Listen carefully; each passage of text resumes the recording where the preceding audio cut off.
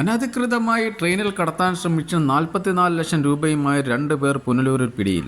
ചെന്നൈയിൽ നിന്ന് വരുന്ന ചെന്നൈ കൊല്ലം എക്സ്പ്രസ് ട്രെയിനിൽ കടത്താൻ ശ്രമിച്ച 44 ലക്ഷം രൂപയുമായി 2 പേരെ പുനലൂർ റെയിൽവേ RPF പോലീസ് പിടികൂടിയത്. ഈ അടുത്ത കാലത്തായി മയക്കുമരുന്ന് വ്യാപനം തടയുന്നതിന്റെ ഭാഗമായിട്ട് പുനലൂർ റെയിൽവേ പോലീസും പുനലൂർ RPFും ചേർന്ന് ട്രെയിനുകളിലും പ്ലാറ്റ്ഫോമിലും സ്ഥിരമായി സംയുക്ത പരിശോധന നടത്തി വരുന്നുണ്ട്.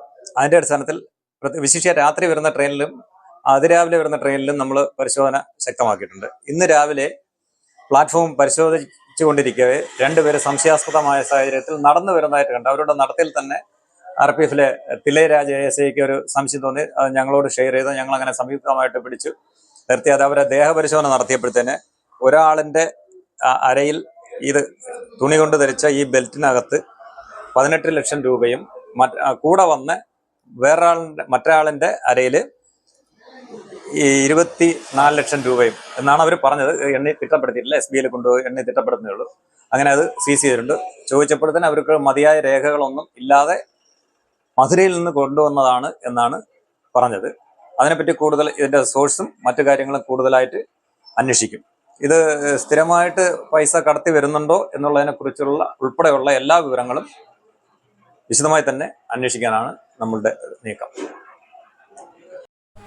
മധുര സ്വദേശി അഴകപ്പൻ, വിരുദ്ധാനഗർ സ്വദേശി സുഡാലിമുത്തു എന്നിവരാണ് പിടിയിലായത്. കടത്തിക്കൊണ്ടുവന്ന പണത്തിന് ഉറവിടമോ മറ്റു രേഖകളോ ഹാജരാക്കാൻ ഇവർക്ക് സാധിച്ചിട്ടില്ല.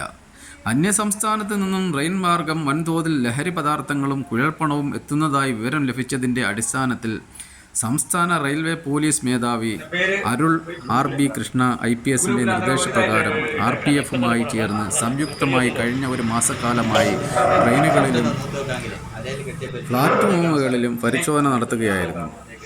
ട്രെയിൻ പുനലൂരിൽ എത്തി പോയി കഴിഞ്ഞപ്പോൾ പ്ലാറ്റ്ഫോമിലൂടെ നടക്കുന്ന 2 പേരിൽ സംശയം തോന്നിയ RPF ഉദ്യോഗസ്ഥൻ റെയിൽവേ പോലീസിന് വിവരം നൽകുകയും ഇവർ നടത്തിയ പരിശോധനയിൽ തുണിക്കെട്ട് ഉണ്ടാക്കിയ പ്രത്യേക സഞ്ചിയിൽ അരയിൽ കെട്ടി ഉറപ്പിച്ച നിലയിലാണ് പണം കണ്ടെത്തിയത്.